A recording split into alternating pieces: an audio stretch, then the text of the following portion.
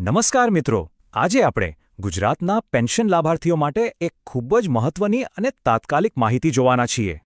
જુઓ, જો તમે હયાતીનું ઈ-કેવાયસી સમયસર નહીં કરાવો ને તો તમારું પેન્શન કાયમ માટે બંધ થઈ શકે છે. સરકારના નવા નિયમ પ્રમાણે પેન્શન ચાલુ રાખવા માટે હવે દર વર્ષે આ હયાતીનું પ્રમાણપત્ર આપવું બિલકુલ ફરજિયાત છે. ખાસ કરીને વૃદ્ધ પેન્શન, ગંગા સ્વરૂપા વિધવા સહાય કે દિવ્યાંગ પેન્શન લેતા તમામ લોકોએ આ કરાવવું જ પડશે. તો આના માટે શું જોઈશે? તમારું Aadhaar card, active mobile number, OTP અને લાભાર્થીની રૂબરૂ હાજરી. હવે સારી વાત એ છે કે આ ઈ-કેવાયસી ઘરે બેઠા ફોનથી અથવા સરકારી કચેરીએ જઈને પણ થઈ શકે છે. જો તમારે ઘરે બેઠા જ આ કરવું હોય ને તો પ્લે સ્ટોરમાંથી બસ આ 2 એપ્લિકેશન ડાઉનલોડ કરવાની છે. પહેલી છે સત્યાપન એપ અને બીજી આધાર ફેસ આરડી. આ બંને તમારા મોબાઈલમાં હોવી એકદમ જરૂરી છે. એપ ખોલીને સૌથી પહેલાં તમારો આધાર અને મોબાઈલ નંબર નાખીને ઓટીપી દ્વારા ડિવાઇસ રજિસ્ટ્રેશન કરી લો.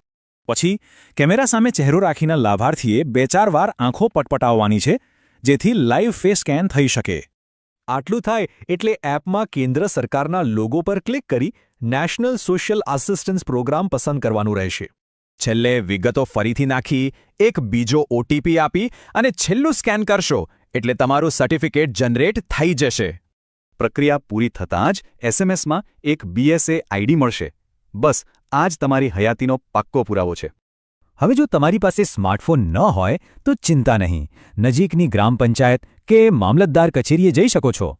રેશન કાર્ડની જેમ જ હવે પેન્શન માટે પણ આ ડિજિટલ ઈ-કેવાયસી રાજ્યમાં ફરજિયાત નિયમ બની ગયો છે. આ માહિતી ઉપયોગી લાગી હોય તો વિડિયો લાઇક કરો, શેર કરો અને ચેનલ સબસ્ક્રાઇબ જરૂર કરજો. ધન્યવાદ.